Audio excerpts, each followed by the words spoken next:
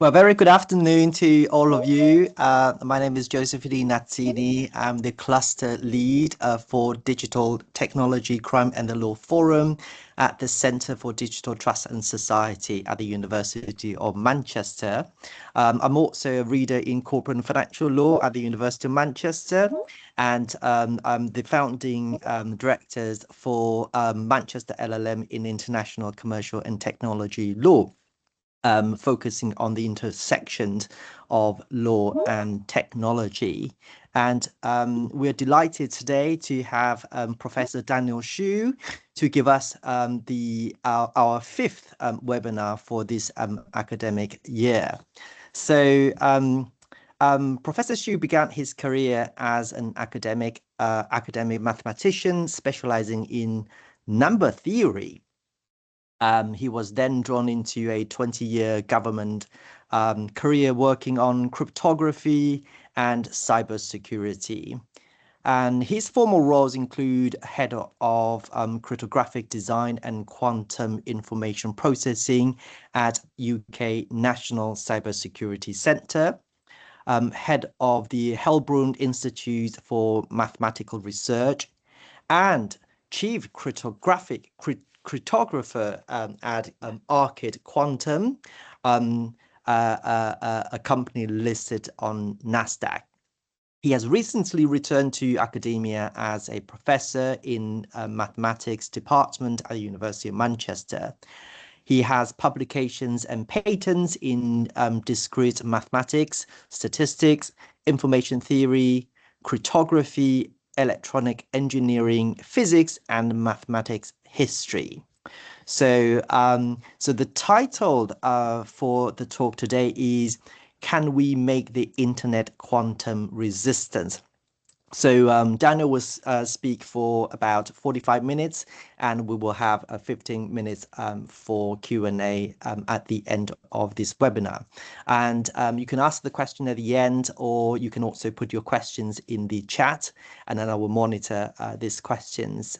And so just want to remind you that this webinar is being recorded, and we will also make it available on the university's channel on YouTube. So Daniel, the floor is yours. Thank you very much. So thank you for the kind introduction and the opportunity to speak from the Digital Trust and Security team. It's a pleasure to be here. I'm very much enjoying my time here in Manchester, which, as I say, is a return to academia.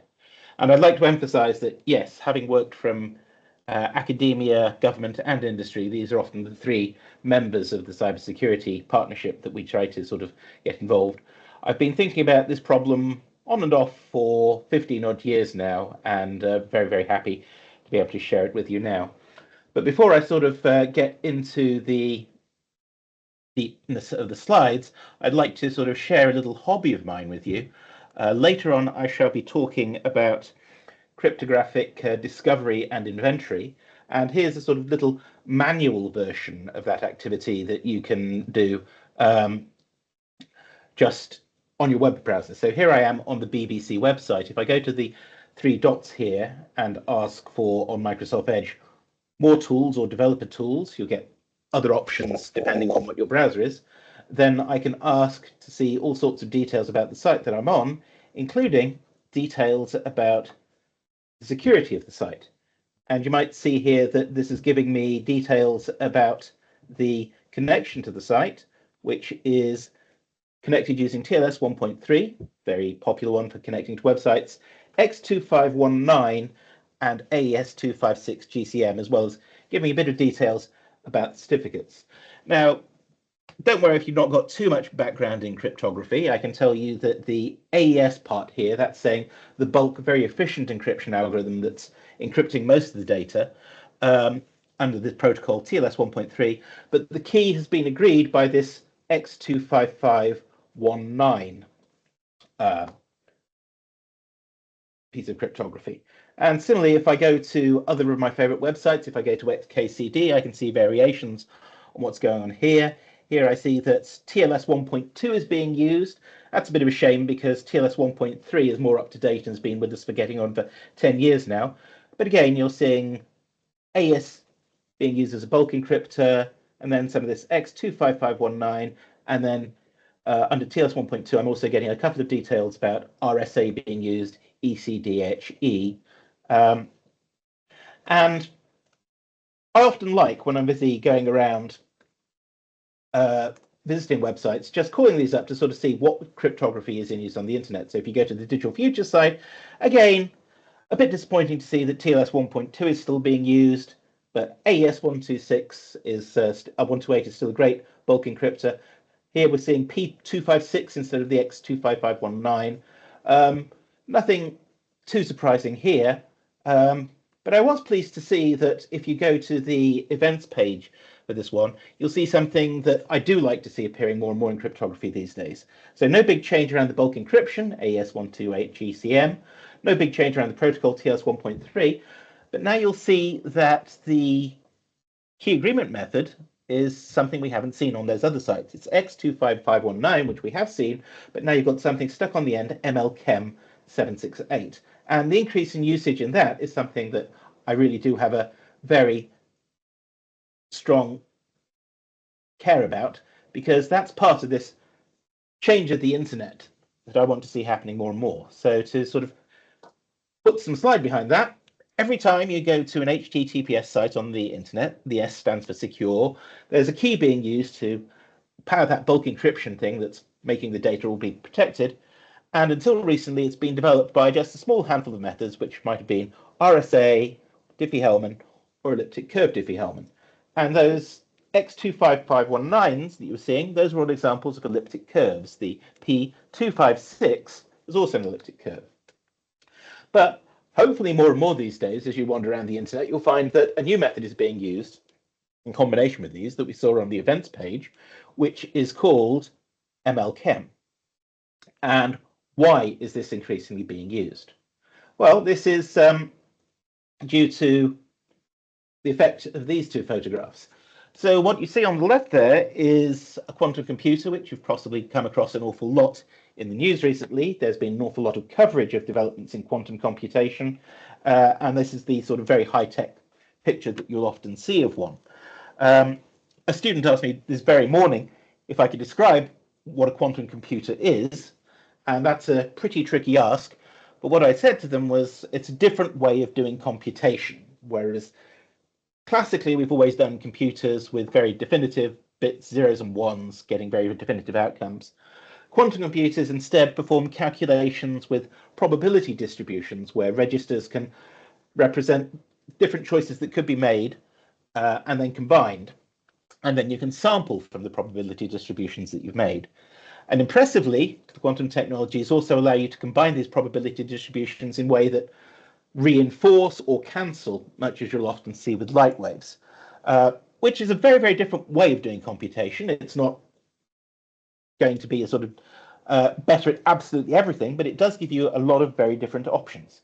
Now, don't worry too much if that didn't make too much sense to you. You don't need to know too much about how a quantum computer works, just that it's a very different model of computation that can do different things, and some of them more efficiently.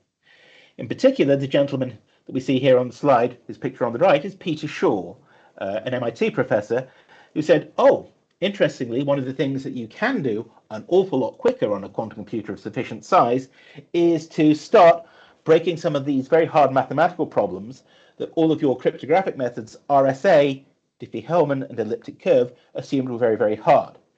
And not only does the quantum computer have a way of attacking these hard problems, it can scale up the attacks on those problems in such a way that you could never hope to keep making your cryptographic keys bigger and bigger to stay ahead of them if the quantum computers develop at a very, very modest rate. And so this is putting us in a position where we're saying, oh dear, we've got very widely used forms of cryptography that we're going to need to stop using and try to sort of use things in their place that aren't going to be vulnerable to this combination of the sufficiently large quantum computer and the clever ideas of Peter Shaw. A lot of people get very apocalyptic when they hear about this and sort of say, oh no, this is the death of cryptography, all things are going to collapse and the world's going to be thrown into chaos. So I'd like to say that it's not all bad, and for starters, I'd also say that quantum computers are not terrible devices that are going to bring about the end of the world. There are very good reasons to build quantum computers, and they're going to hopefully do very good things for mankind. We hope that very modest quantum computers can start helping us with materials design, start improving some of the catalysis behind generating fertilizers or designing batteries, and helping us get better technologies and better efficiency out of those. As we get bigger and more sophisticated, perhaps we can start looking at simulating even more complex molecules, help us design pharmaceuticals, chemicals, and drugs, and again, advance the benefits of the human race that way. And more generally, at optimizing processes and sort of doing large search spaces, there's hope that quantum computers can give us a different way of approaching some of these optimization problems and deliver real benefits. And although there is a threat to cryptography, it's not a universal threat to cryptography. There are bits of cryptography that will be absolutely fine. So even when we have the large quantum computer, we're not going to have to do a massive recall of all the car fobs and car alarms that are out there. Those can still be there. We're not going to have to recall every SIM card in the world that's helping to sort of establish certain bits of key material there. I did see there was a hand up from Jason there. Do you have a question? Okay, I should just move on then. Okay, we don't need to change those SIM cards. We don't need to do much about changing disk encryption. Again, that's not reliant on these RSA and elliptic curve things. And at the enterprise level, you're not going to have to rethink your use of authentication there.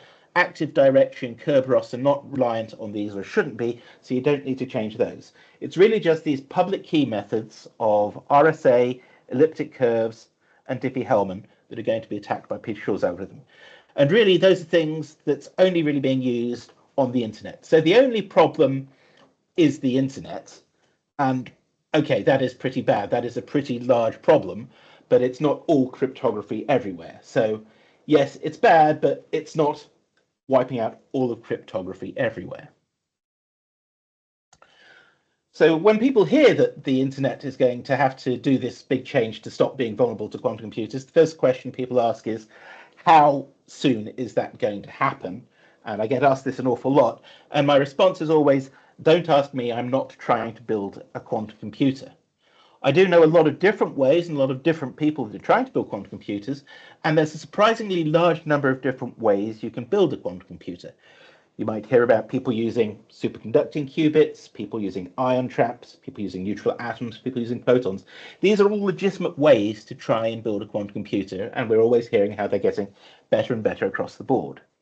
And I also know there's lots of different performance characteristics of quantum computers to keep track of, rather than just simply counting the number of qubits, which is sort of a first estimate of the processing power of these devices. You also need to keep track of how reliable the qubits are, how prone they are to introducing errors, how well they communicate with each other, as well as various other things. And this leads to a very, very complex technology landscape to try and keep track of, to try and estimate where they are. So I always say, don't ask me. But fortunately, every year, the Global Risk Institute, with help from the Evolution Q Institute, asks a group of people who are trying to build quantum computers how imminent they think the threat of the cryptanalytically relevant quantum computer is. And just a few weeks ago, they came out with their latest report from having polled people back in 2025. And this is a graph that I pulled from that report. And the experts who are building quantum computers sort of say, well, in the sort of 5-year time window that we see here, it's possible, but it's really quite unlikely. So they have various opinions between 5 and 15%, averaging out about 10%, which might feel nice and low, but again, it's a question of your risk tolerance. If I was to say, oh, there's a 10% chance that nothing is secure on the internet in 5 years' time, a lot of the more risk-averse people would sort of say, I'd really like to have changed before then. But that might be because the people building the quantum computers are very, very optimistic, and they're always going to be a bit bullish about their progress.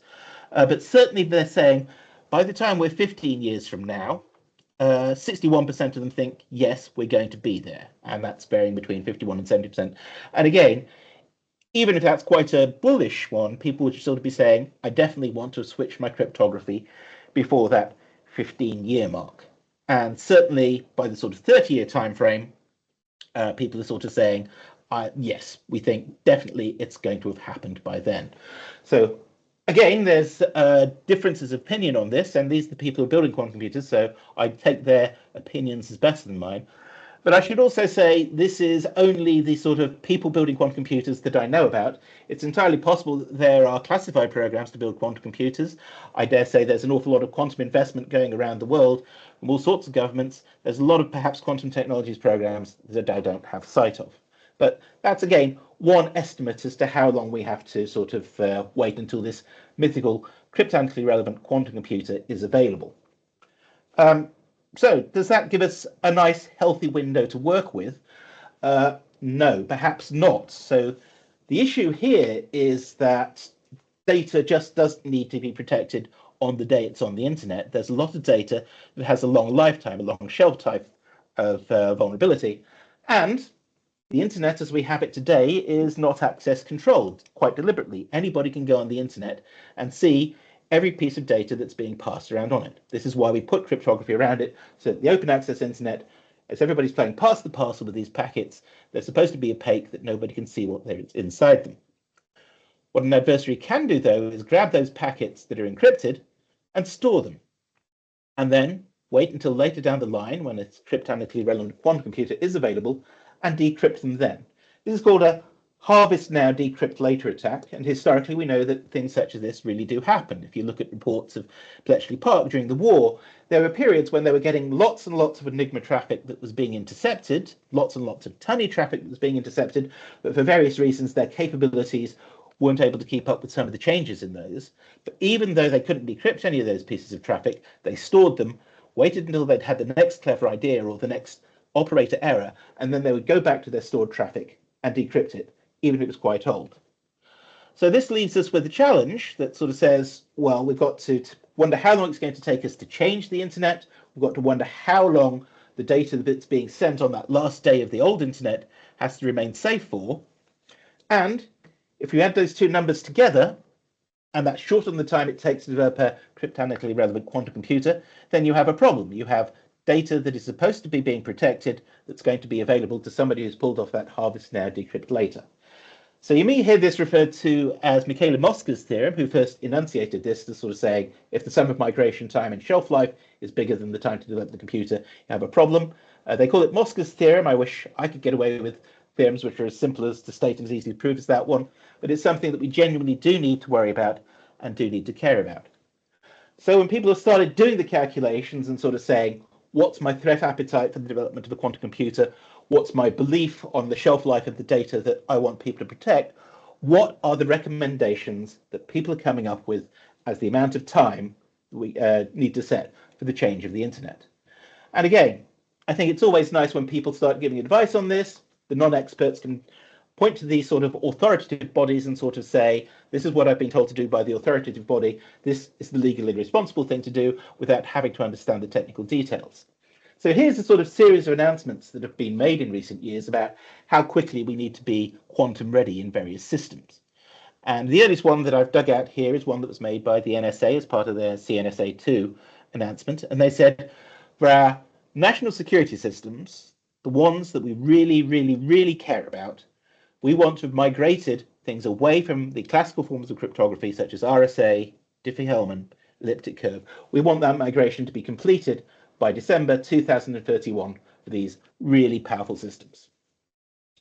A little bit later, in 2025, March of last year, the UK's National Cybersecurity Centre put out their timeline, and they sort of said, okay, yes, so that's what the NSA have recommended for the high priority systems. For the sort of more general citizen user, we recommend that migration activities start by 2031, and it's not going to happen overnight, but we recommend that people aim to have completed them by 2035, 9 years from now. More aggressively, though, a bunch of European agencies, including the Germans' BSI, including the French, including the Dutch, they put out a report on post-quantum cryptography in June of last year that they all signed up to, and they said, we think migration should be completed by the end of 2030. And again, these are very, very informed people with a good view of both the cryptography and the technology. But then things started perhaps picking up a little bit of pace. Microsoft getting towards the tail end of last year, said, yes, we're going to make sure that we've done our migration early. We're going to make sure that things are available for early adoption in 2029, and hopefully we're going to transition Microsoft services in full by 2033. A few months later, we've just got Google just a couple of months ago, suddenly upped the stakes and sort of said, actually, for Google services, we're going to have aimed to have completed migration by 2029. This was followed very shortly, again a few weeks ago, by Cloudflare, who said, yes, we're alongside this. We also want to have completed migration of our services by 2029. And then most recently, and I think this is the most recent one that I've been able to find on the internet, is this announcement that was made 9 days ago by the Ripple cryptocurrency. Ripple cryptocurrency is used an awful lot for balance of transfers between banks and so forth. So an awful lot of very high value traffic is recorded on this ledger. And they're saying we're aiming for post-quantum readiness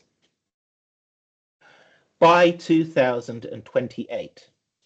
So that's sort of saying beginning of 2028, that's under 2 years to transfer the ledger is how quickly they want to do it. So you may be wondering why people have suddenly, in the past month, suddenly upped the stakes on some of these transition timelines.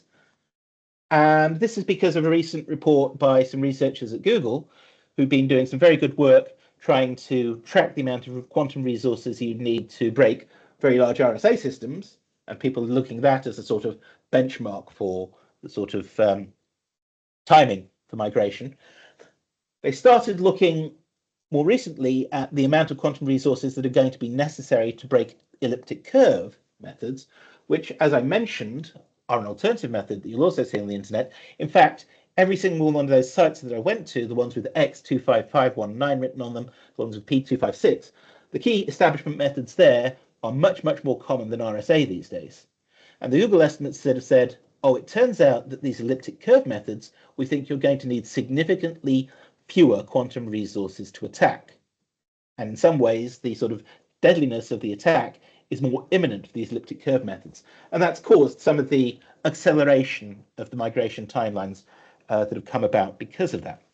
So you're seeing that, yes, quantum computers getting better, lots of people getting clever ideas about how to build quantum computers, but equally people getting clever ideas of how to use them, doing the costing on these elliptic curves, and that's bringing the sort of time to cryptography relevant quantum computer and bringing that window in Moscow's theorem even deadlier.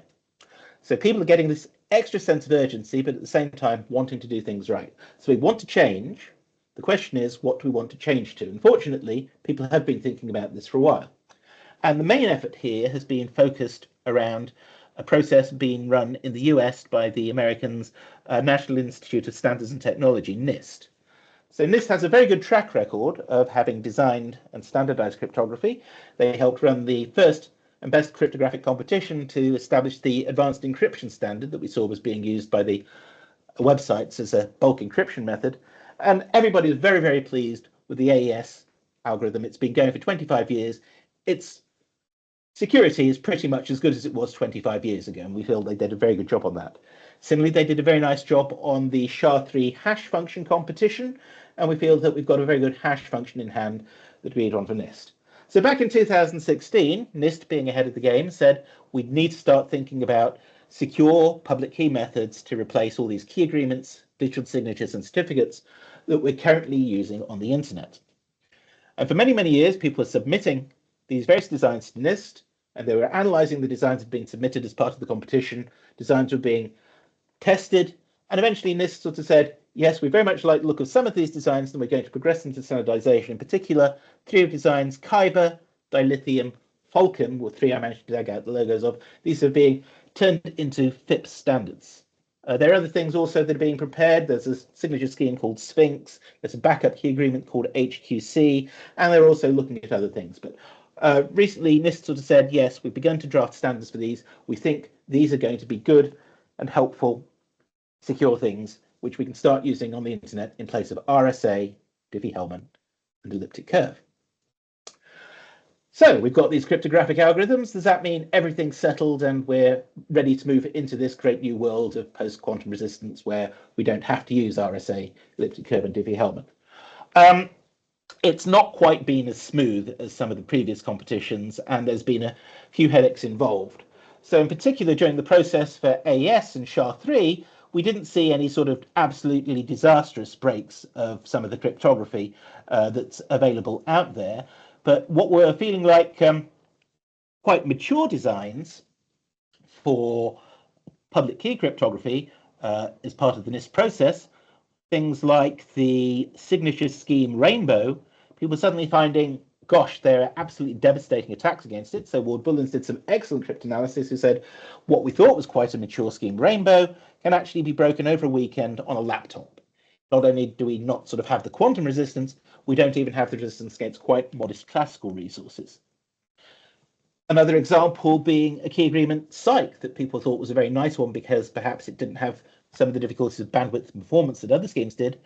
Again, catastrophically broken. People were coming up with attacks on Psych that were running in 1 hour on a single core. So again, very, very modest classical resources, let alone looking at quantum resources. On top of this, we then sort of had other people throwing in quite late analysis into the pot, sort of saying, well, you've chosen Kyber and you've chosen dilithium, but the Israeli Matzov group associated with the Israeli government sort of said, here's the best we can do against it using what we understand of lattices. And we'd say that you're not quite meeting the standard for security that you've met. And there's debate over the Matzov work, whether the model for computation that was being tested against is a realistic one, but nevertheless it was the one that NIST had declared. And so it gave people a little bit of worry about the size of the parameters that were being used within Kyber, within dilithium. Kyber and dilithium these days, we're now changing their names to Kyber is now known as MLChem now that's being standardized in FIPS form, dilithium now being known as MLDSA. And so people sort of said, are they perhaps quite meeting security boundaries? There's not a demonstrable attack, but perhaps there's a pen and paper attack that sort of says we're not quite meeting the standard that we'd like to. At the same time, other people who sort of said, what NIST says for the US is all very well, and NIST has done quite well on other bits of cryptography, but we really like some of the designs in the NIST process that NIST decided not to go with. They often make decisions on the usability of cryptography, and MLDSA, MLChem are hoped to be very, very usable ones. For example, people in Europe were sort of saying, we'd perhaps prefer to be a bit more conservative in the security choices, and there are other designs, and you might hear about designs such as Frodo, Classic McLeese, and we think those are a bit more conservatively designed, and we might perhaps prefer to use those rather than MLChem and MLDSA. Other headaches include that, yes, we want these things as a replacement for RSA, Diffie-Hellman, and elliptic curve Diffie-Hellman, but these are cryptographic primitives that get used in a wide variety of different ways and dropped into different protocols to do different things. And there are different usage constraints around the new algorithms that perhaps weren't around the old ones, and they're not like-for-like drop-in replacements. So an example of this is password authenticated key exchange, where happily we were trying to replace RSA, elliptic curve, and Diffie-Hellman password authenticated key exchanges with the new MLChem exchanges. We suddenly realized that some of the public values of MLChem, which were being passed under the PAKE, would reveal information that was not supposed to be available to an adversary through side channels. So again, protocols were having to be juggled and rewritten. So these are some of the things that have caused headaches with the fact that we do have these proposed quantum resistant algorithms, but there's things which are perhaps slowing down their adoption. Conversely, people want to see them adopted, so we're trying to mitigate all of these things. This trying to on-ramp new designs. They're sort of saying we'd like to provide people with more options. So as well as standardizing the ones we have on this, we're continually trying to look at new options so that new cryptography can be rolled in. In response to the Matzov work, people said, well, if people are concerned that we're not quite hitting the security barriers, let's just move to some of our larger parameter sizes. So for example, if you go to the Kyber website where the Kyber designers are here, they said, yes, we designed 3 parameter sets. And although the Kyber 512 was the one that was roughly supposed to be equivalent to AS128 in security, if you're interested in using Kyber now, we recommend that you use the 768 parameter set to be slightly more conservative to guarantee that you generally are getting that 128 bits of security. And not just that, we also recommend that we use it in hybrid mode. And here, this is another mitigation that people are putting into place. They're sort of saying, while we're still busy testing out the maturity of some of these new post-quantum algorithms, it's probably a good idea if we don't fully junk the old algorithms, if we still use those in part, so that even if there is a worrisome break on some of these post-quantum algorithms, we've still got some of the security that's offered by the old algorithms. Other people are sort of saying that's adding complexity, so people like NSA and NCSC are less in favor of hybridization, saying we really want to be moving to pure post-quantum methods. It's adding complexity, it's adding mess. And this is in some ways validated because you may have heard recently about an issue that was found within the OpenSSL library, where somebody had found a vulnerability, now listed on the CVE, that sort of says, yes, when it's starting to do some of these hybridized key exchanges on TLS 1.3, you can find yourself in a position where the post-quantum algorithm can mysteriously disappear on you and nobody would be any the wiser. And this is, again, part of the issues of the complexity of hybridization. Hybridization's not a complete no-brainer. It comes with complexity, and that can come with issues. And in addition to all these other things, people are also saying, we also want to mitigate some of this risk by emphasizing what we've tried to emphasize all along, cryptographic agility, the ability to change your cryptography, to take out old legacy cryptography, put in new cryptography as easily and seamlessly as possible. Again, the usage constraints might put some headache around this, but the more we can start thinking about in advance, how easy is it going to be to deprecate a cryptographic choice? How easy it to be to introduce something similar? The better position we're going to be in going forwards. So those are all some of the challenges. And again, I want to emphasize the fact that we've got these primitives is not the end of the story. There's a difference between having a standardized cryptographic primitive that you can use, a standardized algorithm that you can use, and users being quantum secure in their usage. So taking that cryptographic design and then saying, yes, it can be used within a protocol such as TLS, that takes an awful lot of standardization, a lot of searching out of the use cases that are being put through, and an awful lot of making sure that the security promises are going to be done. So that integrating into protocols has to happen as well. And I want to say as well, I praise the IETF for trying to get ahead of this, and it's been happening while the designs have been happening, and they're trying to interact. Even once you have agreement on the internet as how these primitives should be used within protocols, that's not the same as having them available. You need software implementations of those, and again, you want to be assured that those are good, secure software implementations. There's an awful lot of ways that public key cryptography can go wrong in implementation because it's very complex, very mathematical, and there are all sorts of details around side channel and usage and so forth. And even when you do have these software libraries, that doesn't mean to say that they're being used within products. There are people building the products. And again, all of these activities happen to happen in parallel so that we can meet these timelines. And then once you do have these products, are they being deployed? Are customers able to use them? Ideally, are customers finding themselves using them without fully realizing it? And a lot of people's usage of cryptography is opaque to them. People don't realize whether they're using it or not. They're just assuming it's going to protect them. So again, getting through all those 4 steps as part of that timeline, that migration time that we saw in Maxwell's theorem, is all going to add to that delay to stop us hitting some of these timelines if we're not careful. So that's what cryptography and migration is looking like from the industry point of view, all the things that you need to get in place if you're a government standardizing cryptographic algorithms, if you're the IETF standardizing protocols for the internet, if you're a software library developer trying to write cryptographic libraries, if you're a cryptographic product developer or cryptographic service developer, making use of those libraries, those are all the things you've got to happen. From the user side of things, you've probably not been too aware of that, and people are often asking, what's it supposed to look like from the user point of view? The citizen user, we're hoping that an awful lot of this gets covered by the automatic services that are being offered. But if you're running an enterprise, you might have more bespoke uses of cryptography. You might have unusual services that are not covered by the major internet service providers. What's the sort of full level of safety that you want to be going through? And again, you'll get lots of good advice of this. All the people who have been giving advice on migration timelines have also said what the migration activities ought to look like.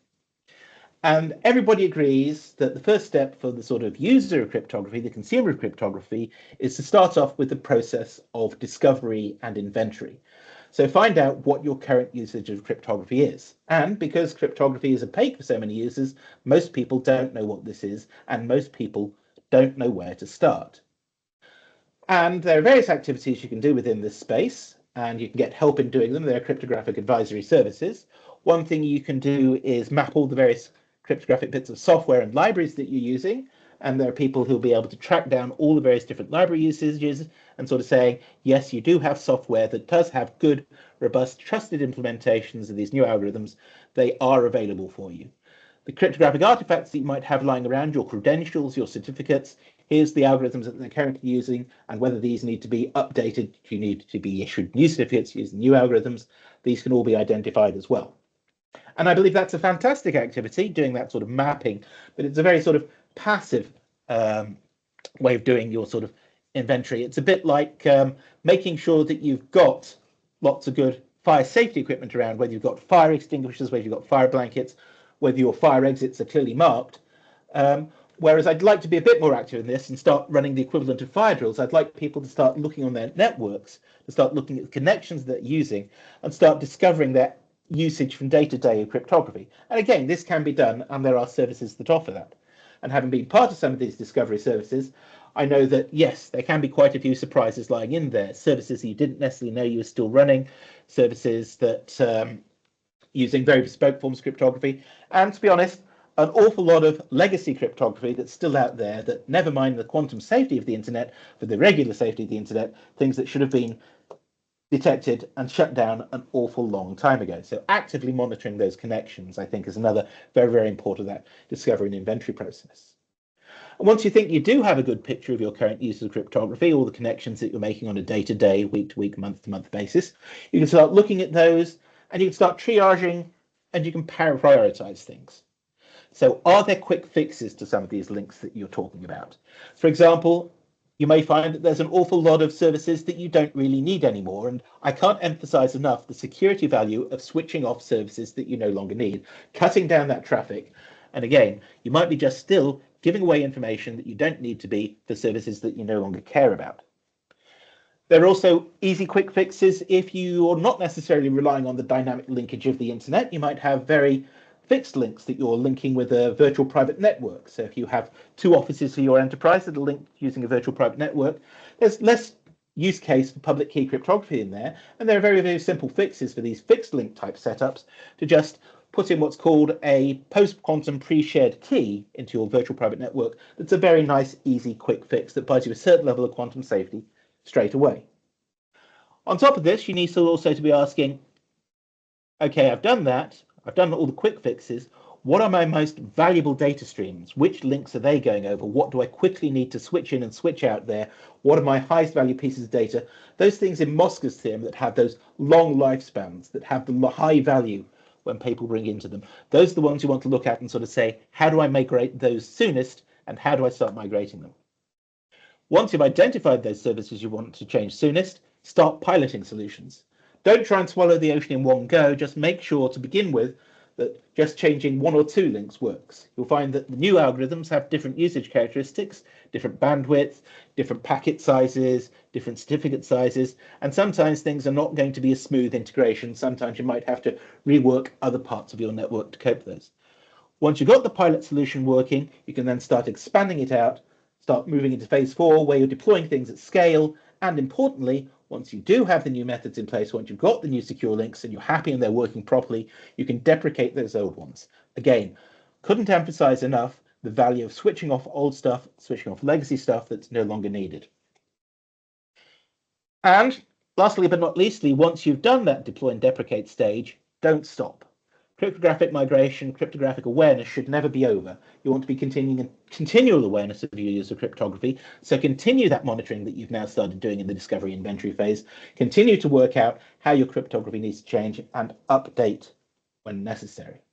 So these are the 5 steps that in various different forms people are recommending for enterprise users, for people who have networks, and at a sort of lesser level, perhaps also for the citizen user. And these are the steps we'd like people to see undertaking within the next few years. And so to finish it off, do I think that we're going to be able to hit some of those timelines and hopes that we've seen. So again, let me take you back to the hobby I have of looking at websites and seeing the various forms of cryptography being used. If I go to the NIST cybersecurity place and their post-quantum cryptography page, where they've been leading this transition that people are trying to identify new safe forms of cryptography and are now handing out the standard for ML-Chem, their new key agreement, I can go to the developer tools here and I can say, oh, what key agreement are you being used on your post-quantum cryptography website?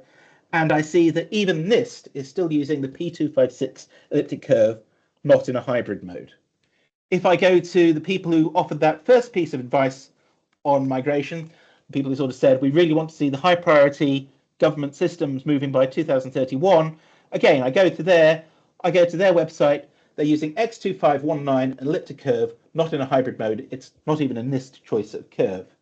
If I go to the very people who designed what are now the ML-Chem algorithm and the ML-DSA algorithm, the PQ crystals people who designed the new algorithms, we see that, yes, the connection is only being protected in an elliptic curve, and that lovely ML-Chem hybridization that we saw on the advertising page, this one here, X2519 ML-Chem, is not even being used on NIST, the NSWA website, or the PQ Crystals website. If even professionals here are sort of not able to keep up with the sort of pace of change here, how hopeful am I that we're going to be able to change the entire website on that?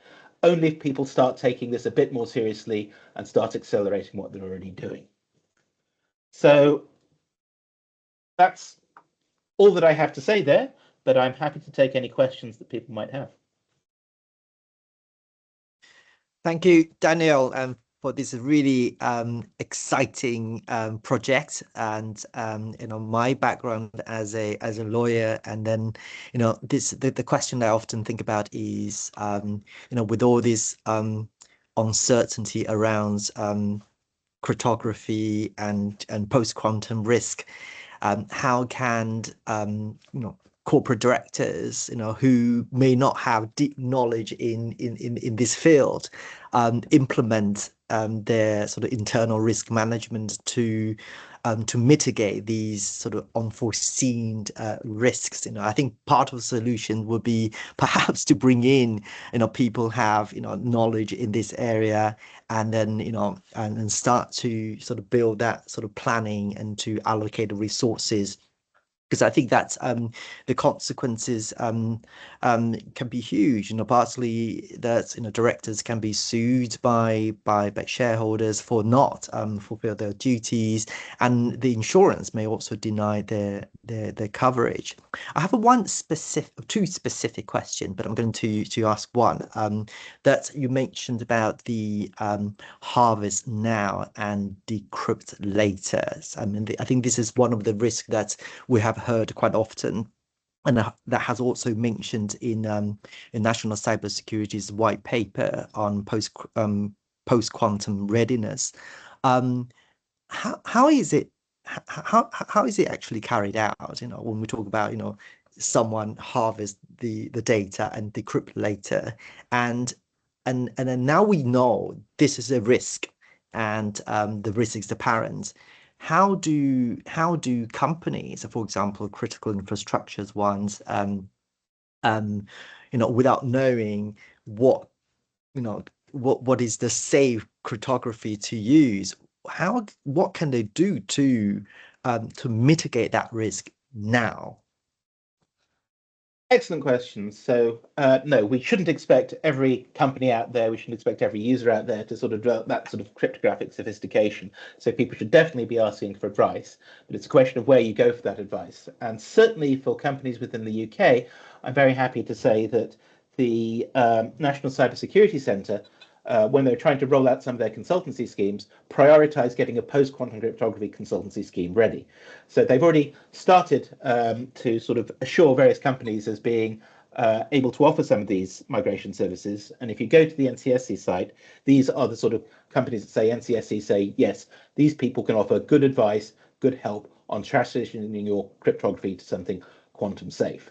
And if you've gone to one of these NCSC validated companies, then yes, you're getting good insurance that you're getting good advice. And I would say that's mitigating an awful lot of your risk.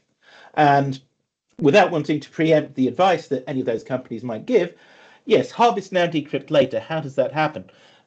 Everybody's allowed on the internet. There's nobody who's prevented from just sort of sticking up a new link onto the internet, dynamically routing stuff around, and being involved in part and parcel. The idea is the internet routes very dynamically. It could be going through anybody's link, and anybody could just be grabbing the encrypted traffic off there. It's opaque to them at the moment, but in the future, maybe it's not going to be. So that's how it happens. Depending on the amount that you want to intercept, you might have to have more and more storage. If you had a particular target, you might sort of say, oh, I just need a point of access close to their access points to the internet and be able to pull out their particular parts. So it can very, very easily happen.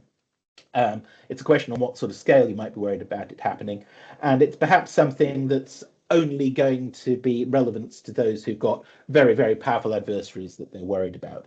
But again, there are very, very simple things you can do here. If you've got particular links that are very fixed, as I say, when you're not reliant on the dynamic routing of the internet, moving those to private fiber would be one way of doing things secure. Alternatively, those pre-positioned keys on virtual private networks, again, are a very, very simple way to get quantum resilience that'll stop some of that sort of quantum attack on your harvested data.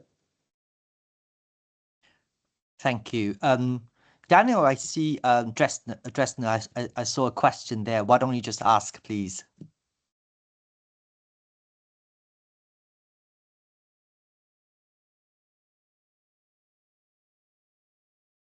You are mute.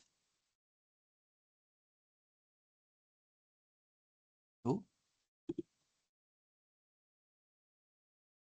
Thank you. Control was taken away from me. I couldn't unmute.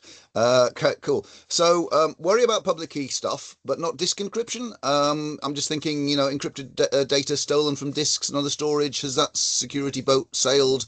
That was my first question. And on the basis that stuff is distributed, and presumably, I'm assuming there is some comparison of consistency across that distributed ledger. Does that provide much, if any, as a part of the protection, or is that just forget that? Once quantum goes, it's gone. Okay, so two questions here, and both good ones. So first of all, disk encryption. Disk encryption should not be using public key cryptography unless you've done something quite silly with the design. Disk encryption is people encrypting their own data rather than sharing keys with other people do it. I don't need a public key mechanism to agree a key with myself. I just need that bulk encryption algorithm, that AES, to do so. And there's a misunderstood part of quantum computers. People think that these bulk encryptors like AES are under threat from a quantum computer, when they're really, really not. They're really actually the standard for secure cryptography is given by these AES designs. So NCSC in the past year or so did a very, very nice piece of analysis to sort of say, no, the threat to symmetric cryptography, to AES, to SHA, it really is not relevant to our current problems. And so there's a very nice costing that they did. So the fact that disk encryption shouldn't be relying on public key cryptography means that we don't have to worry about that, unless somebody's done a very strange design with their disk encryption. Distributed ledgers, again, there's an awful lot of distributed ledgers that don't need to be changed. The Merkle tree hash algorithms, they're going to be quantum resistant. There's no clever tricks you can play against those. They're symmetric cryptography. We have a great deal of trust in those. What is vulnerable is on some of the digital signatures, the validation that's applied to the stuff you're writing into the ledger. And a lot of those are using signature algorithms, such as the elliptic curve digital signature algorithm. And those things that are being put on there, those aren't quantum safe. Public keys for those signing things can be introduced. There's no way to sort of change past history because that's all going to be validated by the hash functions. But by the time the quantum computer comes to line, you need to have changed away from those elliptic curve signing algorithms. Otherwise, people could be putting forged data onto your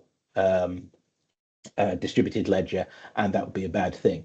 And one of the recent things, the Google study that said, oh, we found that some of these elliptic curves can be attacked with much fewer resources. They think that that can be done on such a time that it starts interfering with the update of the digital ledgers. And so that's why people like Ripple are busy trying to do that transition as early as possible because they have really, really high value stuff on that. So the actual Merkle tree structure doesn't need to be changed. It's just the digital signatures that apply to the data written onto the Merkle tree structure. Hope that's helped.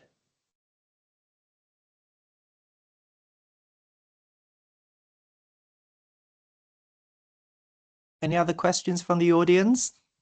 Floor is open.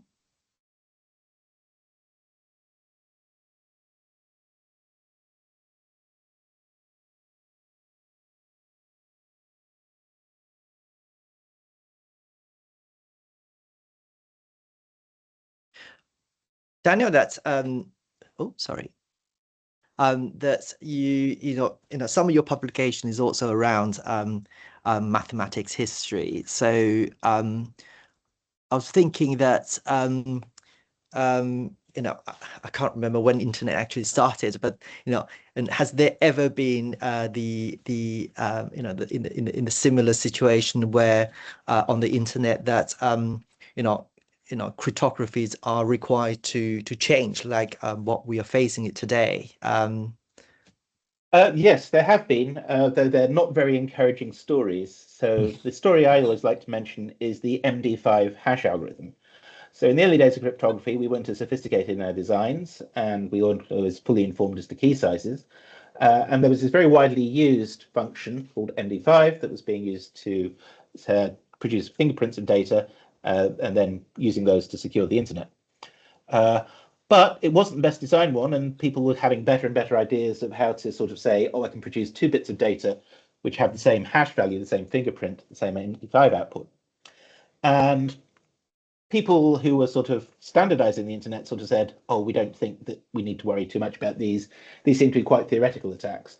Right up until the point that the cryptographers said, no, we can now get the attack so sophisticated. Look, we've now managed to forge a certificate. It was supposed to be just for an innocuous website, but now I have something that's allowed to sign stuff that's validating other websites. And this was back in the 1990s. We need to stop using MD5. And again, people weren't quick enough to respond to this and sort of said, okay, perhaps we need to stop doing validation. We should certainly perhaps stop issuing these certificates, and people should stop using MD5. We are encouraging them to do that. Because we weren't sort of directive enough about this, weren't dirigiste enough, MD5 persisted and kept being used. It wasn't too much later that suddenly there was a crop of malware across various bits of the Middle East called the Flame malware set, which was being validated as being legitimate software in various updates because people had managed again to use the MD5 hash function to produce these forged certificates that were then allowed to code sign what was malware. And again, this persisted, and there's still lots and lots of MD5 that was not being used, and people got more anxious to eliminate MD5 after the Flame incident. But as recently as 2024, researchers found that MD5 was still being used in the Radius protocol on the internet, even though it was introduced at a time when people were already having some of these misgivings about MD5. And the attacks in the meantime are getting better and better. We think the pace at which those collisions can be found will be enough to sort of seriously affect the security of the Radius protocol. So I'd say yes, the MD5 hash function, we've known since the mid-1990s that there are issues with it, but 30 years later we were still dealing with the fallout of not having got rid of it early enough. So MD5, I'd say, is an example of migration not done right, and we'd really like to see migration done right this time round. Thank you. So I don't know whether there are any other questions from the floor. You can also put your question in the chat. If not, so I would like to formally close this webinar. I would like to thank Daniel for this very insightful webinar. It really gives us, especially non-computer scientists, to understand how quantum cryptography works and their significance for organizations, for companies, for critical infrastructures, for financial institutions, and also for the universities. We also have valuable data,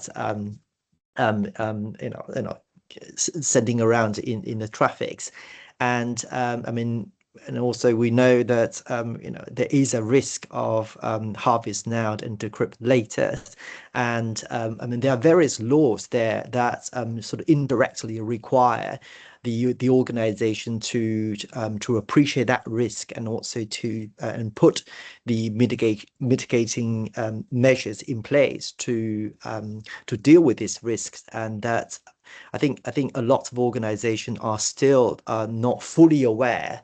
These risks are around, and then I think there's also I think I think that there are weaknesses in knowing how to make us quantum ready. And I think you have also make a number of suggestions, the ways in which that we can make us sort of in that pathway to be quantum ready. And I think that by looking at some of the laws, with my legal background in company law, in financial law, in cybersecurity law, and we also have the cybersecurity and resilience bill in Parliament now.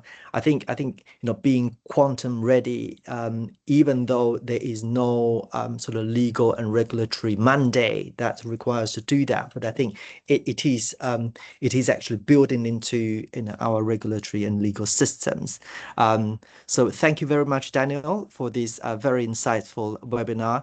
And if you have any questions that you would like to ask but are too shy to ask, feel free to contact Daniel.